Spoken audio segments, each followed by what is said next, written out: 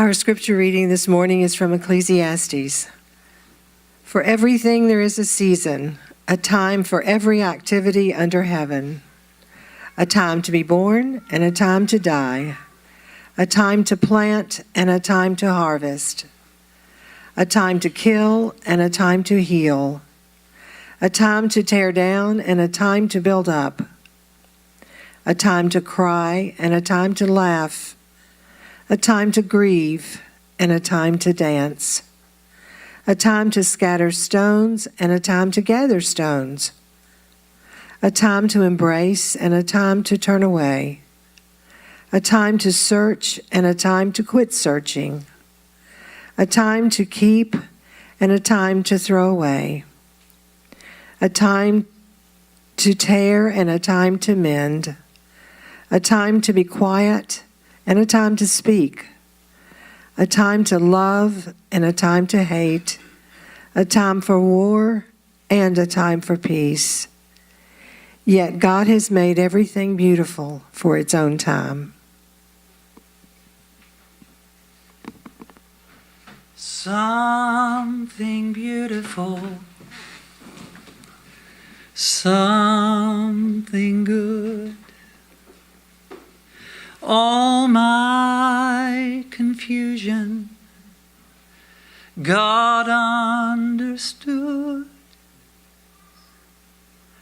All I had to offer was brokenness and strife, but God made something beautiful of my life.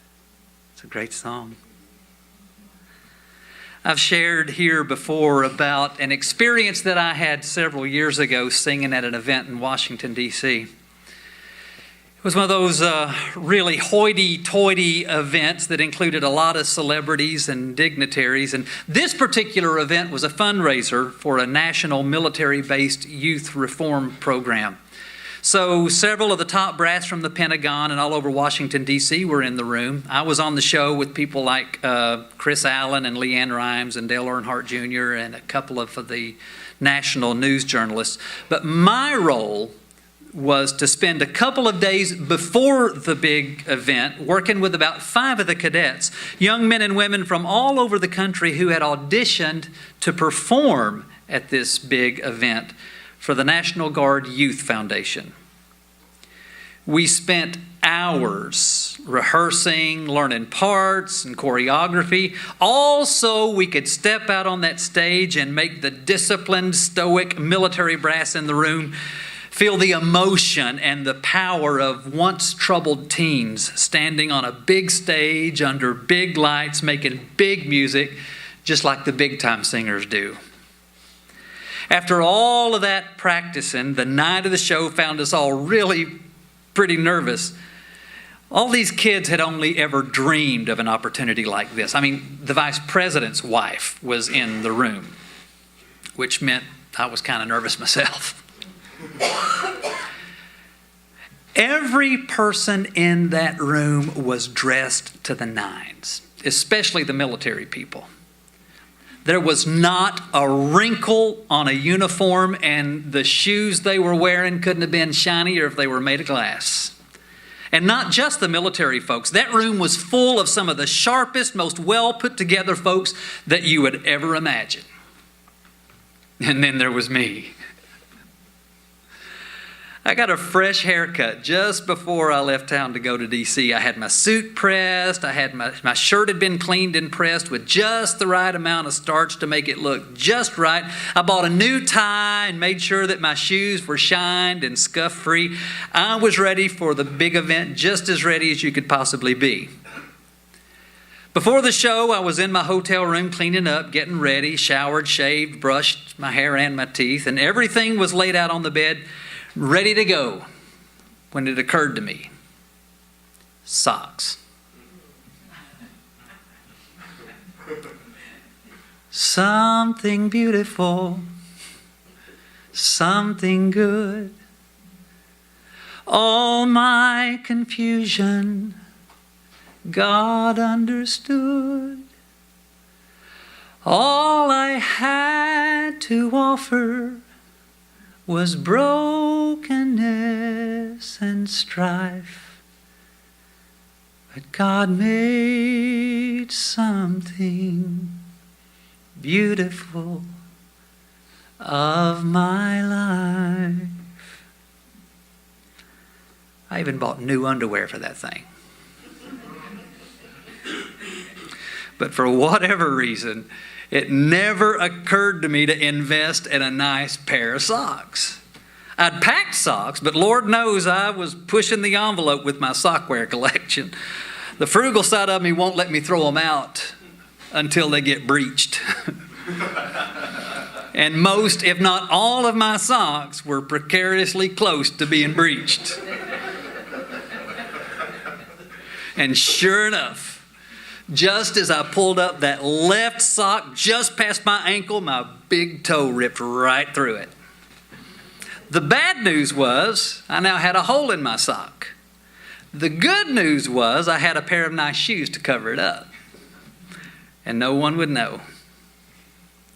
I finished getting dressed, went downstairs to the hotel ballroom where the big event was happening. I joined the other celebrities at the meet and greet, hobnobbed with the dignitaries and guests, and allowed everyone to think that this was just another of a long line of star-studded stellar events for Kenny Bishop. I looked the part, the haircut, the suit, the confident personality, the smile, the firm handshakes, and plenty of poses for cameras. I looked as well put together as everybody else in that room. But I knew, and only I knew, about the sock. It's kind of scary, but a little fun too. Later on in the night, once the show got started, it started getting a little funny because I was about to walk out on the stage in front of all of those perfect people, and none of them would know. They wouldn't know because as far as they knew, as best as they could see, I was as put together as they were. They had no way of knowing, and I wasn't about to tell them, that I had a hole in my sock. Something beautiful, something good. All my confusion, God understood.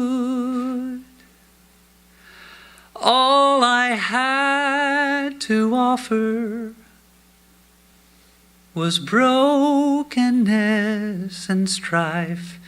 Then God made something beautiful of my life.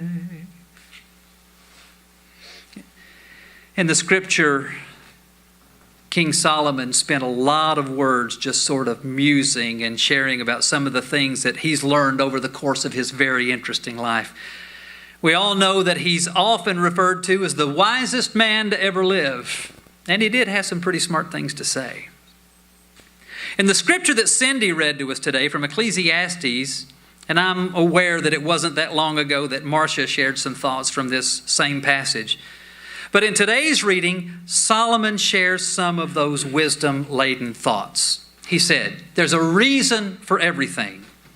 We're born, we die. We plant, we harvest.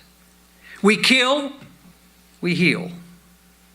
Seems a bit trite, but it's not a lie. We tear down, we build up. We cry, we laugh. We grieve, we dance. We scatter, we gather. We embrace, we turn away. We search, we give up. We keep, we throw away. We rip apart, we mend. We're silent, we speak. We love, we hate. We war, we call for peace. Life is full of seasons. We only get to dwell in any of them for just a short amount of time usually, and like real life, it often feels like the most extreme seasons last the longest, and sometimes they feel like they'll never end. Ask most folks what their favorite season of the year is, and they'll usually tell you it's one of the transition seasons, spring or fall. And that's usually because the two biggies, summer and winter, often bring the extremes. Extreme heat or extreme cold. The extreme seasons of our life often feel the same way. When you're the one in the hospital bed, when you're the one with the scary diagnosis, when you are the one with the sudden pink slip, and when you are the one living at the shelter, when you are the one who receives the phone call that takes your breath away, when you're the one left alone at the end of the relationship, and when you're the one searching through the rubble after the storm. Those are the seasons that seem so long, and they seem like they'll never, ever end. And there you are. Something beautiful, something good. All our confusion, God understood. All we had to offer was brokenness and strife. And God made something beautiful of our lives. Remember that last piece of Ecclesiastes that Cindy read to us? Verse 11 of chapter 3. Yet God has made everything beautiful for its own time. Everything? Everything? Really? Everything?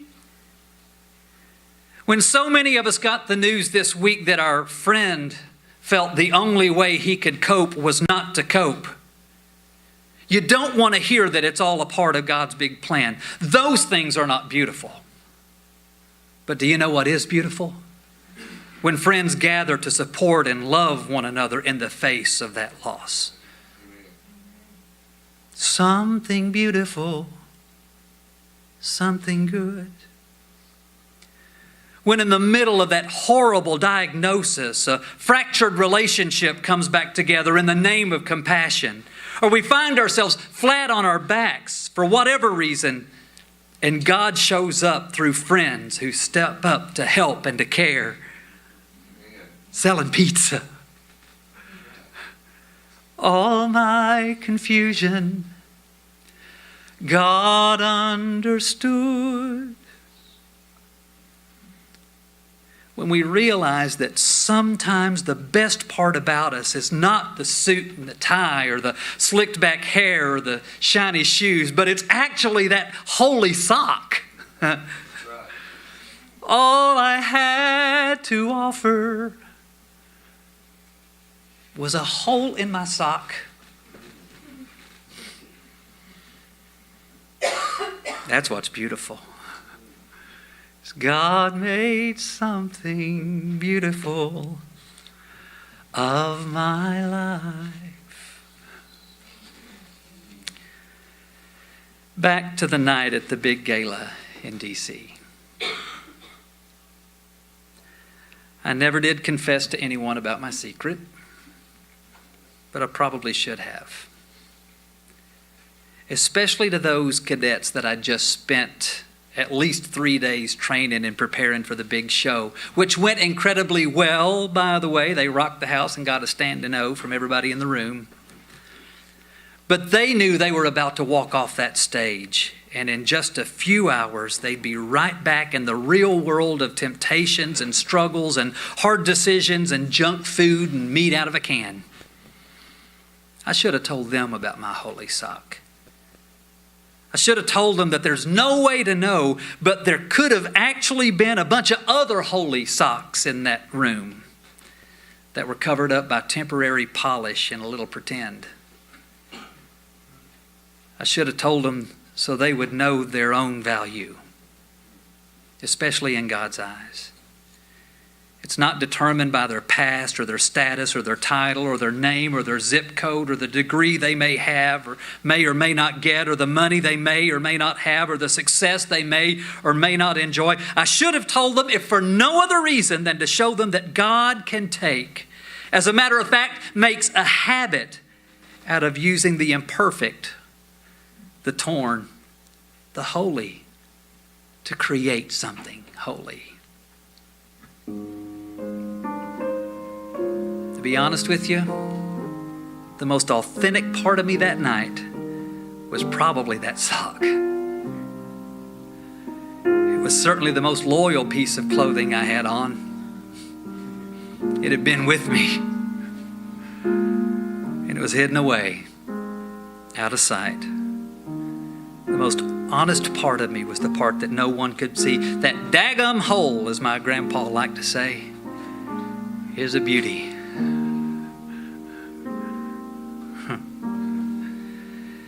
If there ever were dreams that were lofty and noble, they were my dreams at the start. And hopes for life's best were the hopes that I harbored deep in my heart. But my dreams turned to ashes, my castles all crumbled, my fortune turned to loss. So I wrapped it all in the rags of my life and gave it all to God. And He made something beautiful, something good. All my confusion, God understood.